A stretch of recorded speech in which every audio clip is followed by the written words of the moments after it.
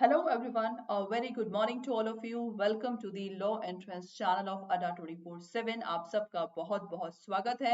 मैं निकिता सिंह आप लोग के सामने एक बहुत इंपॉर्टेंट सेशन लेके आई हूँ जहां पे हम डिस्कस करेंगे कि यूनिफॉर्म सिविल कोड के ऊपर अभी लेटेस्ट डिसीजन कौन सा आया है, क्या आया है, जो कि बहुत इंपॉर्टेंट है। इस सेशन को स्टार्ट करने से पहले सबसे पहले हम लोग को जानना जरूरी है यूनिफॉर्म सिविल होता क्या है, किस एक्ट में इन्वॉल्व है और इसका मतलब क्या है। So guys, uniform civil code is basically, जिसको शॉर्ट फॉर्म में हम यूसीसी भी बोलते हैं, ये आप लोगों का आर्टिकल 44 में गिवन है। Article 44 talks about the UCC और आर्टिकल 44 क्या है, जो कि आप लोगों के पार्ट 4 में है, जो कॉन्स्टिट्यूशन ऑफ इंडिया होता है। कॉन्स्टिट्यूशन ऑफ इंडिया का टॉपिक है, ओके, जो कि 1950 का एक्ट है।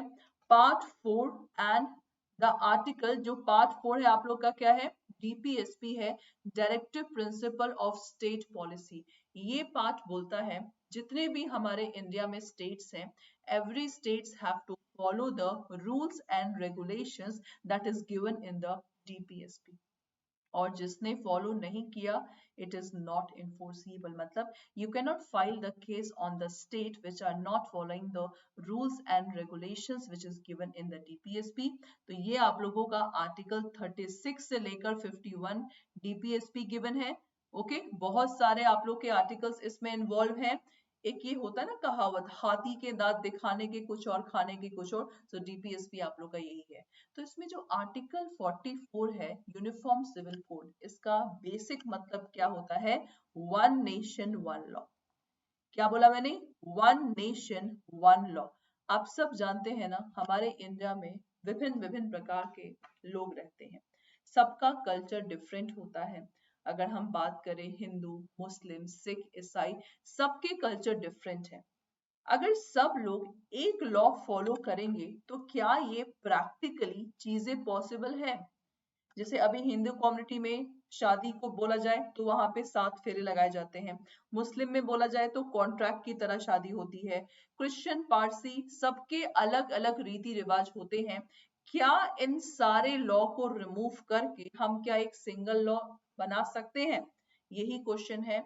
अभी तक हमारे इंडिया में सिर्फ एक गोवा स्टेट है जहां पे यूनिफॉर्म सिविल कोड है। वहां पे क्रिश्चियन कम्युनिटी का मेजॉरिटी है, सो वहां पे क्रिश्चियन लॉ फॉलो होता है। अदरवाइज अभी तक हमारे इंडिया में इसको इम्प्लीमेंट करना दैट इज नॉट पॉसिबल। अगर इसको पॉसिबल करना है तो जितने भी कम्युनिटी के स्टेट्स हमारे इंडिया में है, सबको ये चीज फॉलो करना पड़ेगा जो इनके कस्टमरी लॉ बना है। जैसे हिंदू में आप लोग का हिंदू मैरिज एक्ट है, हिंदू सक्सेशन एक्ट है, इसी तरह मुस्लिम कम्युनिटी में भी है। इन सबको मर्ज करना पड़ेगा, that is practically not possible.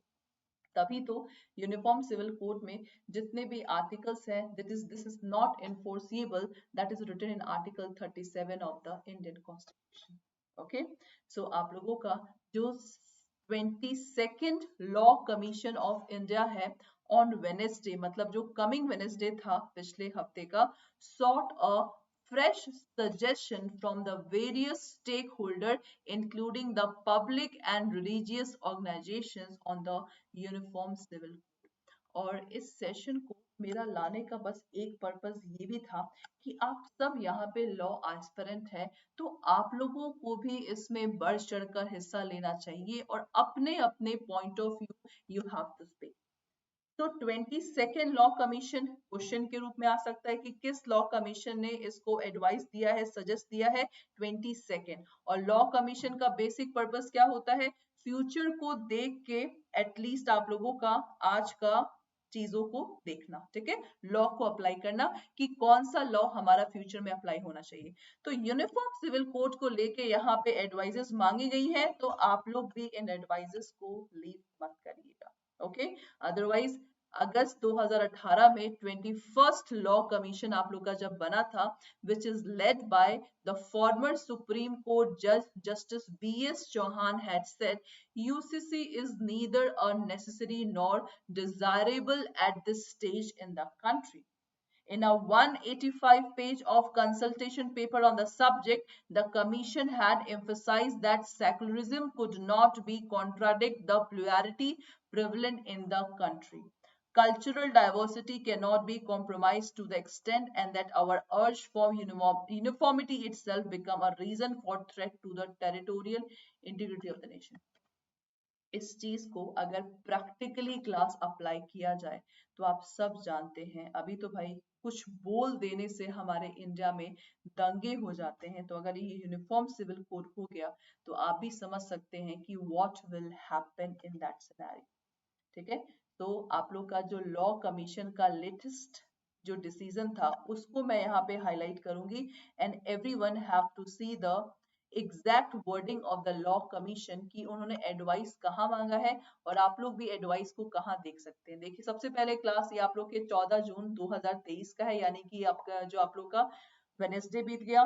Subject क्या है? Uniform code registration. ठीक है, तो यहाँ पे मैं आप लोगों को पैराग्राफ थर्ड से पढ़ाना चाहूंगी that according to the 22nd Law Commission of India decided again to solicit the view, okay, and ideas of the public at large and recognize religion organization about their uniform civil code। तो ये आप लोगों का important है, किस law commission ने इसको किया है, ओके, और ideas of the public at large and recognize organization about this one। So this is again class important. Those who are interested and willing may present their views within the 30 days। Within 30 days from the date of notice class, you have to present your view। So everyone have to present the view। यहाँ पे click करें, या तो ये आप लोग का mail ID है, अपना व्यू इस मेल आईडी में आप देख सकते हैं। ठीक है, the concerned stakeholder are also liberty to make their submission in the form of consultation, discussion, working paper on the any issue on the uniform civil code। So this is very important class। तो यही आप लोगों का latest decision था। तो यहाँ पे आप लोगों ने नोटिस किया है जो हम लोग का लॉ बनता है हम ही लोग के लिए बनता है, राइट? हम ही लोग सेलेक्ट करते हैं तब जाके यहाँ पे इलेक्शन होता है, तो क्यों ना इसमें हम लोग अपने अपने व्यूज को जरूर रखें। कैसे हम यूनिफॉर्म सिविल कोड को अप्लाई कर सकते हैं so that it can just create the unity among the people.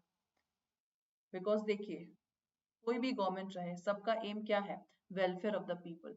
तो यहाँ पे जो मेन एम होता है यूसीसी का, वन नेशन वन लॉ ला के पूरे इंडिया में एक यूनिफॉर्मिटी लाने का। बिकॉज देखिए जब हम स्कूल जाते हैं तो स्कूल में यूनिफॉर्म ड्रेस होती है, पूरा सबका यूनिफॉर्म होता है। तो यूनिफॉर्म जब सबका इक्वल रहता है तो nobody is rich and poor, all are equal in front of the law. So इसी तरह यूसीसी को अप्लाई करने का बेसिक मोटिव है कोई लॉ अपने आप को इंफीरियर सुपीरियर ना समझे। All religion all culture are equal in front of the law. So ये आप लोग का आज का सेशन था। तो मैं चाहूंगी आप सब लोग यहाँ पे पार्टिसिपेट करें और अपना अपना व्यू यूनिफॉर्म सिविल कोड के ऊपर जरूर दें। Thank you so much.